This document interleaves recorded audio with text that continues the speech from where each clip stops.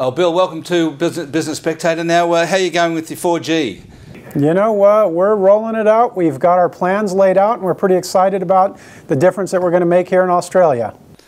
Well, it's taken a while, though, hasn't it? Well, you know, it's an issue of following the market, and as we talked about even once before, we know that there's this love affair that Australians have with their smartphones, and they want the fast, reliable speeds that come with it. We're building that out now, and we're going to give it to them. Bill, can I just take you back a little bit? Vodafone has had a terrible time. We've lost a large amount of their customer base. How would you summarise what you did wrong, and what are the lessons for other people who are in other businesses that you can learn from Vodafone?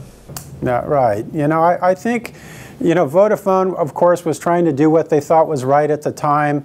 The market moved quite quickly here in Australia. You know, we're, I think, the second highest smartphone penetrated market in the world now. I don't think Vodafone saw that coming, as many others didn't, and it just got ahead of them. And it was an issue about the time that they started to do the merger between Vodafone and Three, and so there were lots of things going on within the management team, and quite frankly, we missed the ball. That's all changed. That's a very different story now. This last year, we have made heaps of volumes in terms of improvements. Our network has expanded coverage. It's twice the speeds that it was the year before. We have halved the drop call rates, and it's just getting started now. This year is going to be a significant improvement year for our customers. So the lesson is that in today's very fast changing world, if you're undertaking a merger or some other activity, you can't afford to not watch very carefully what your opponents are doing and what's happening in the marketplace. That is spot on. You know, the idea that I have been a part of companies in turnaround situations, vast performance improvements, and Alan, that is the very subject in itself. You stay focused on the market, what your customers are saying, what they need, what your competitors are doing, what's the regulatory environment, what's happening on the technology landscape. You have to be attentive to these issues and take advantage of that, you know, in a way that helps your business and serves the customer. You know, we have spent so much time talking to our existing customers, past customers, ones that even have never been a part of the Vodafone family, and the message is crystal clear. They want a fast, reliable network where they need it most. They want to be able to get to the end of the month of using that network and not be shocked by the bill that they have to pay. And third, when they call somebody, they want to be able to speak to somebody local. Those three things are top of our agenda as we're rolling out the changes in Vodafone. Bill, you're in I suppose, the final phase of a $1 billion plus CapEx spend on upgrading a network which has lost nearly 1 million customers in the last couple of years and which lost $800 million last year. Are your shareholders ever going to see a return on that investment? Of course. You know, we had to put together a case that did offer a fair shareholder return for them. You know, we went November last year, made our case for the plan that we're currently implementing right now. Our shareholders are pleased with it. Clearly, you know, they want to be able to have a successful company here in Australia. They're committed to stay here, but it has to be done in a way that can give them the return that they deserve. You know, any shareholder around the world has lots of options to be able to put their money in. If we can't give them something above their cost of capital, they're not going to put it here. That's different in the case of Vodafone here in Australia. We have their support. By the end of the year, that network upgrade will be fundamentally completed. You'll have taken a big chunk out of your cost base, a third of the headcount or more. Are we going to see a price war? I hope not. I don't think price wars are healthy for anybody. One can argue there's a short-term benefit to the consumer, but the way this thing all cycles back, as you've seen some indication in the way data pricing is working, the prices are starting to come back up. The companies need to provide a service. Competition is healthy. It forces us to innovate on new ways to lower our cost structures to pass on that savings to consumers. It forces us to think about new services that enhance what it is that we're providing to the population. Without that, you know, you get people that end up being too greedy. I think this can be done in the right way that's beneficial for all. But if you don't undercut Telstra and Optus on price, how do you win back those customers? Service. You know, when it comes right down to it, most of the people aren't considered just price in their decisions. They need to have a network that serves where they want. They like to have that service that I mentioned that we recently announced of being able to speak to somebody local. And again, our concept that we have studied is people are worried about some of the way in which they use their mobile device. We need to remove that worry from them. For example, the announcements that we just recently made with our alerts and triggers. This allows a customer, when they're using their allowance at a 50% level, to get a notification so they know where they are within the month on how to control that usage. We give them another indication when they're at 85%. So they can either go ahead and bolt on more capacity to increase their allowance or curb their usage. And so it takes that worry out. And these are the things that'll make the difference in the consumer's eyes. You know, price value has to be there, but it's all of these other elements that count. You refer to the fact that you've announced that you're onshoring your customer service. Is what that really means is that, in fact, the fact that you had all these problems and you need to make it up to your customers going to actually leave you with a permanently higher cost base because you have to have your call centres in Australia rather than in the Philippines? Well, and in fact, it's interesting. It's not so much an issue of cost. It's just doing the right thing of what customers want. This comes back to this subject of being But it is more expensive, isn't it? It is, yes. I mean, there's no doubt about that. You can get far cheaper labor rates when you go over into some of these developing countries. But what's interesting, when you actually look at the statistics about providing that customer care, they may not call back the second time. So in a way, that lowers part of the cost that you would have if you don't have that quality level of service. And when customers are delighted to speak to somebody that they truly want to talk to, again, the call is often even shorter, again, saving in money in certain ways. But we're not doing this for economic reasons. We're doing it because it makes sense for our customers. Is it really what's happening? The Vodafone stuff-ups that meant you lost so many customers meant that you really have to build in a permanent cost disadvantage? Well, I wouldn't call it a cost disadvantage. Again, I think it's a service advantage the way we look at this. You know, if you provide that premium service out there, if you can have a user imagery associated with your brand, customers are willing to pay for that and they still regard it as value. That's our model as we have going forward. We've tested this with a few customers. We're seeing a positive response by this. The announcement that we made about onshoring that call center stuff, we have seen an overwhelming response from our customers that they're thankful. They think that this bucks the trend that is classic in our industry to go in the opposite direction. So hopefully people will see us as somebody that listens intently and then acts on what those customers want. Do you think David Thodey has made a fundamental error, and that's his soft underbelly, that is outsourcing his call centre? I have a lot of respect for David Thodey, and so I wouldn't call that an error. I think that this is a smart move for the industry to be able to give customers what they want. I think it would be smart for others to follow in this path. And again, I know David is. That's his soft underbelly, isn't it? That's his soft underbelly. To get your customers back, you think that's the way to get and hit Telstra hard. Well, I don't focus so much on hitting our competitors. I focus on meeting the needs of our customers, and I think we're differentiated in this very issue by offering that onshore service, about giving them the network, the kind of network they need where they need it most, taking away that shock factor on their bill. I think those are the issues that we're hitting square on, what consumers in Australia want, and that's how we're going to actually turn this company around. I realise that what you're doing is the same as the Commonwealth Bank and Ian Narev, and he's taking exactly the same view, that I'll pay the extra cost to have my call centre staff back here in Australia. I think the banks have done an interesting job here in Australia. I love reading about them because they had to go through a transformation themselves. What I found fascinating coming into Australia and having worked in so many, this is my 4th continent, 7th country, what's really interesting is consumers here in Australia don't really regard the telco industry in any high level. I mean, none of the 3 carriers are really doing well from a brand image perspective. I think the banks went through this period to where there wasn't as positive of a view on that industry, and they're turning that around. And in fact, we've looked and studied a couple of the banks out here on some of the moves that they've made, and I think they're good practices, and you'll probably see some more of our actions that will follow some of them. So what did you see in the banks that you can follow?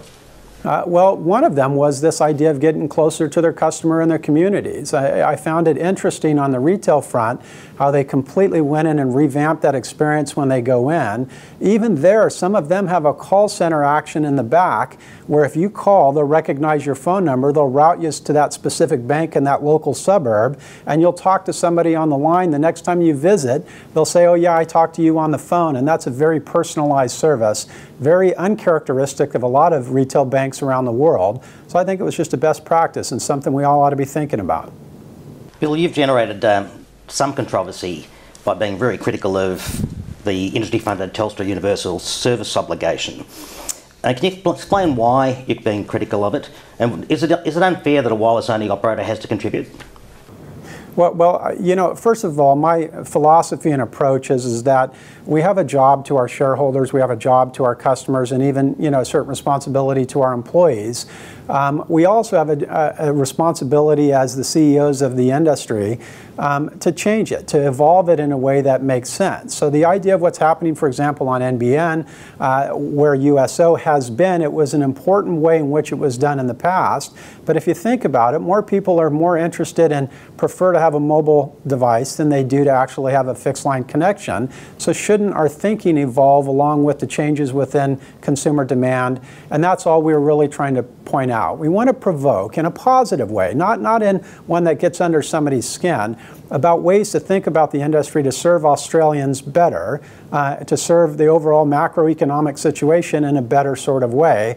And I feel that's our responsibility as a company that's present here in Australia, and we're going to continue to do that. I mean, you know, we want to provoke and participate in industry-wide evolution.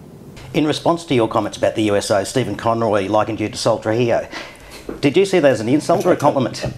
Well, you know, I'm not even going to comment on that one. I thought it was quite interesting, the response that was behind it. But I think, you know, there's many things that Senator Conroy and I, you know, share in terms of our beliefs about evolving the industry here, doing something better for consumers. That's what's been done in the past, and I'll leave that at that. Well, speaking of the NBN, the CEO of the NBN, Mike Quigley, recently made a speech in which he invited the industry to participate in a debate about what the NBN, what shape the NBN should be. So, how about making your opening submission to that debate now for us? And do you think the NBN should be fibre to the home, 93%, and then satellite, or should it be something else? Well, first of all, I am a proponent of NBN. I think it's a pretty bold move that Australia has taken. You know, I haven't worked in both the fixed and the mobile business for over 30 years. It's really hard for a number of companies to try to build out fiber to a neighborhood or to the premise, and all three of those make any money. The economic profit pool just isn't there for multiple carriers to do it. However, in order to keep the consumer in the right price level with the right innovation, you have to have competition. The way that has historically worked, and the way I believe that NBN is designed, is to be able to go ahead, take one source of funds, build that out, have a wholesale network that then other retailers can join on to be able to offer those services. And so that, I just commend the people that were behind putting that together.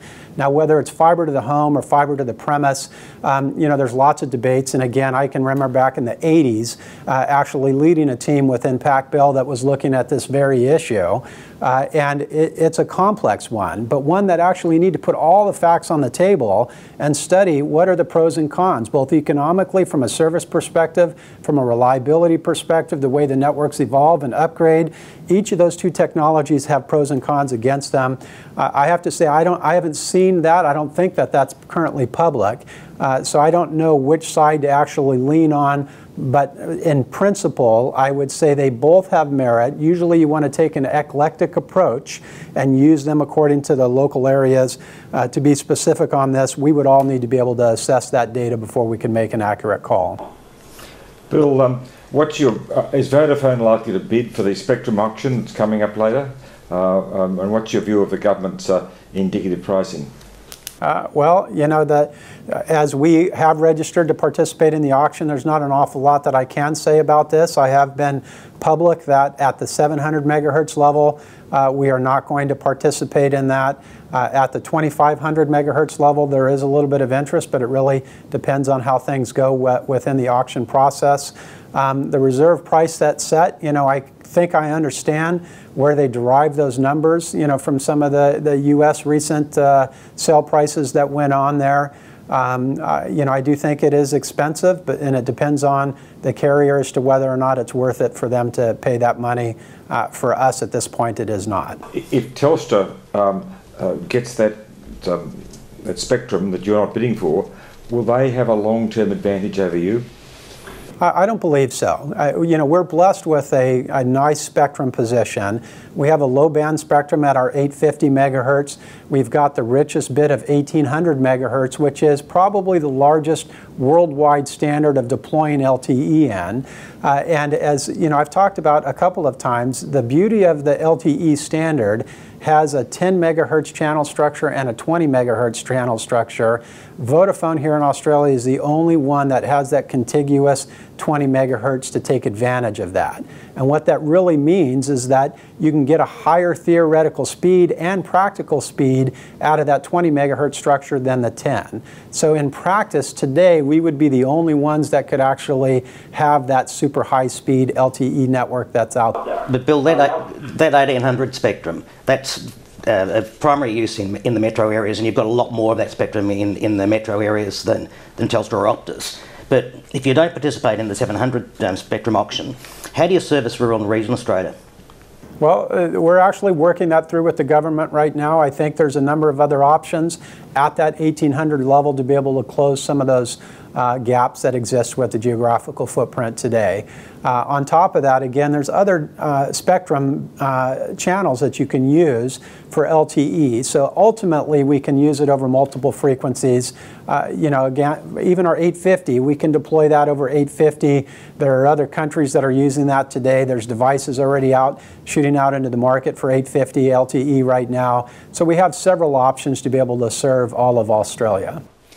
Bill, around the world there's a lot of rolling out of public Wi-Fi, covering in some cases entire cities. And in addition to that, there's a lot of IP-based phone services on smartphones.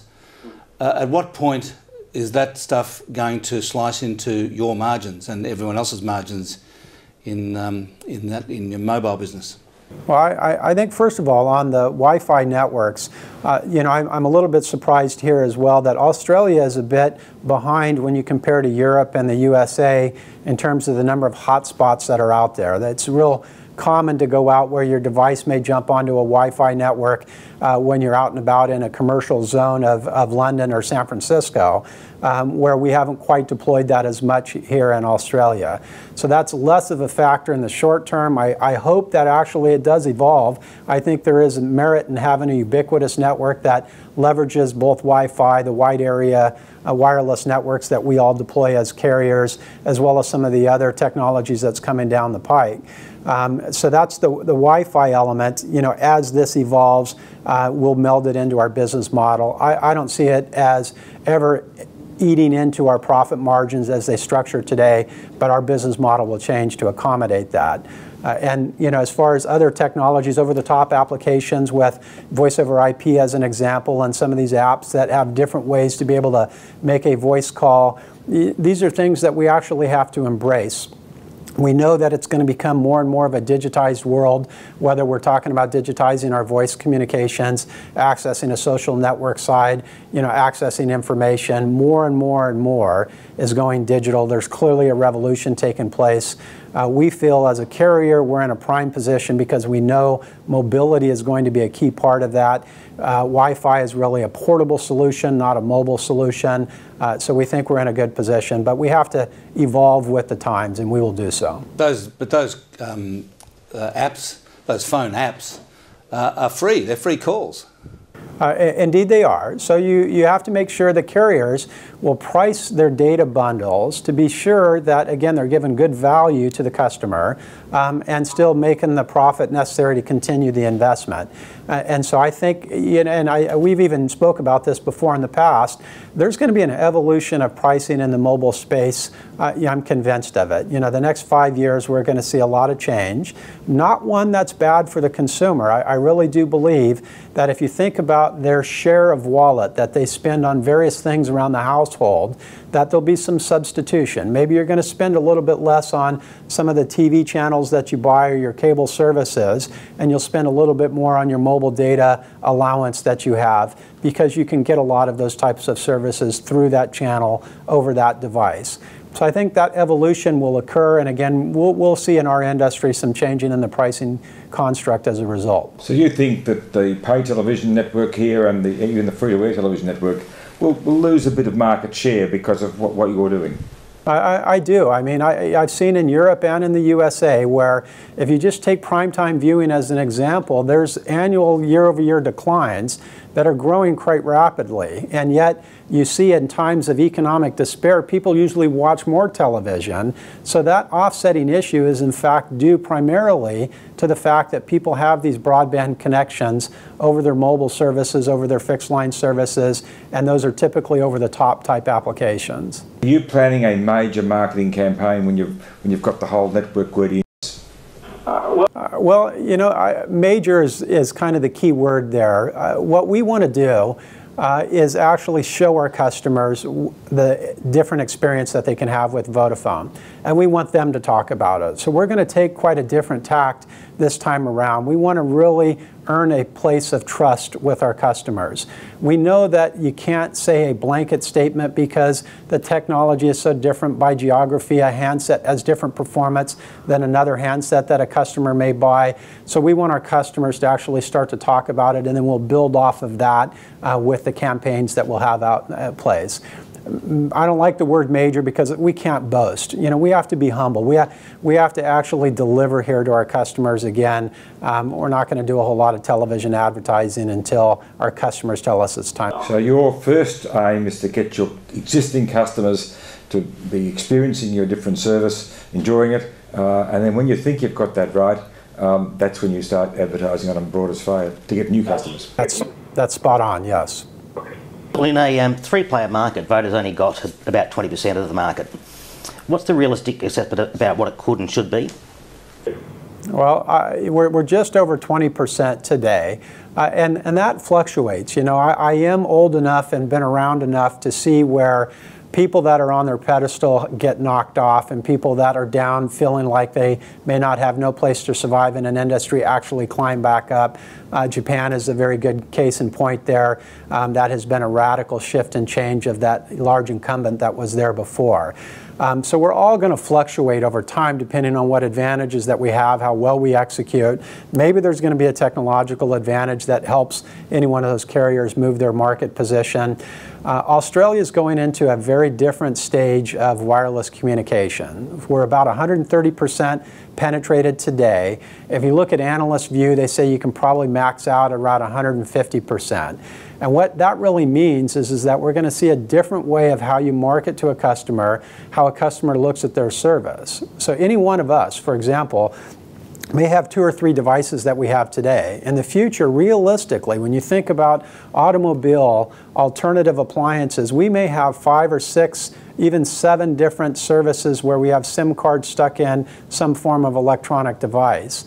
But we each then should be seen as an account of how we look at this. So penetration levels may in fact not grow because of the population situation, but the opportunity to grow ARPU is in fact going to be a key part of that. That ebb and flow between which carrier customers choose is going to exist for some time, but I think again it's a very different stage than what we've seen in the past. We'll leave it there. Thanks very much, Bill. Well, thank you. Good talking with you guys.